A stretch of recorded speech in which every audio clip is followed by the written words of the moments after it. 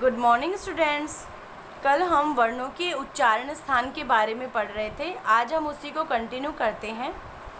वर्णों का उच्चारण स्थान यानी वर्णों के उच्चारण करते समय जिस अवयव की सहायता ली जाती है तथा मुख के जिस अवयव की सहायता ली जाती है उसे उस वर्ण का उच्चारण स्थान कहते हैं। यानी मुख के किस भाग से ध्वनि निकल रही है वही भाग वर्णों का उच्चारण स्थान कहलाता है। मुख के अवयव होते हैं जैसे कंठ, तालु, मूर्धा, दंत, नासिका, ओष्ठ आदि। अब देखिए इन्हीं वर्णों के उच्चारण स्थानों का विभाजन रूप इस प्रकार से किया गया है।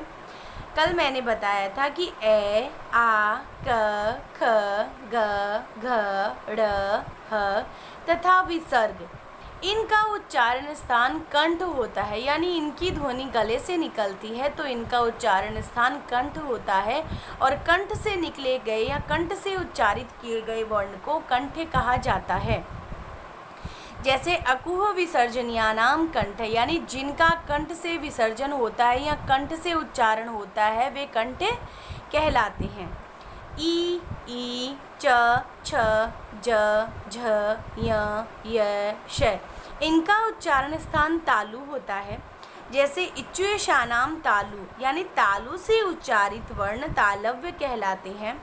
अब देखिए री, ट, ठ, ड, ढ, ण, र, श इनका उच्चारण स्थान मूर्धा होता है और मूर्धा का उच्चारित वर्ण मूर्धन्य कहलाता है। अब देखिए र, त, थ, द, ध, न, ल, स इनका उच्चारण स्थान दंत होता है। यानी दांतों की सहायता के बिना हम इनको नहीं बोल सकते और जब इनका दांतों का स्थान उच्चारित वर्ण है तो यहाँ पे इसको हम दंत कहते हैं। उ, प, फ, ब, भ, म इनका उच्चारण स्थान ओष्ठ होता है। यानी होठों के द्वारा इनका उच्चारण किया जाता है और जब इन वर्णों का उच्चारण हम होठों के द्वारा करते हैं तो ये ओष्ठ कहलाते हैं। अब आगे देखिए ए, ऐ इनका उच्चारण स्थान कंठ एवं तालु दोनों होते हैं। यानी ये कंठ और तालु, तालु होता है अपने मुंह का ऊपर का भाग, इन दोनों के बिना हम ए और ऐ का उच्चारण नहीं कर सकते, इसलिए इनका उच्चारण स्थान क्या कहलाता है? कंठ तालव्य कहलाता है। अब आता है औ उच्चारण स्थान दंत एवं ओष्ठ। दंत एवं ओष्ठ ये वर्ण कंठ्योष्ठ कहलाते हैं। कौन कौन से वर्ण कंठ्योष्ठ कहलाते हैं? ओ और औ का उच्चारण स्थान दंत एवं ओष्ठ होता है और ये वर्ण कंठ्योष्ठ कहलाते हैं। वै का उच्चारण स्थान दंतोष्ठ होता है। यानी दांतों के द्वारा वर्ण का उच्चारण किया जाता है। व का स्थान उच्चारण स्थान दंतोष्ठ कहलाता है।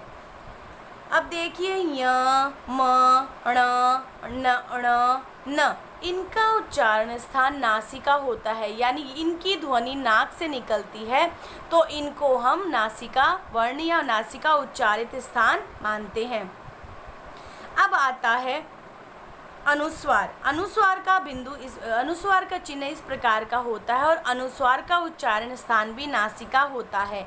जैसे इसका एक उदाहरण मैं आपको बताती हूँ। जैसे अंगूर शब्द है, अंगूर, अब इस पे अनुस्वार का चिन्ह लगाया तो उसकी ध्वनि अंगूर इस प्रकार से नासिका से निकलती है तो उसका उच्चारण स्थान नासिका होता है।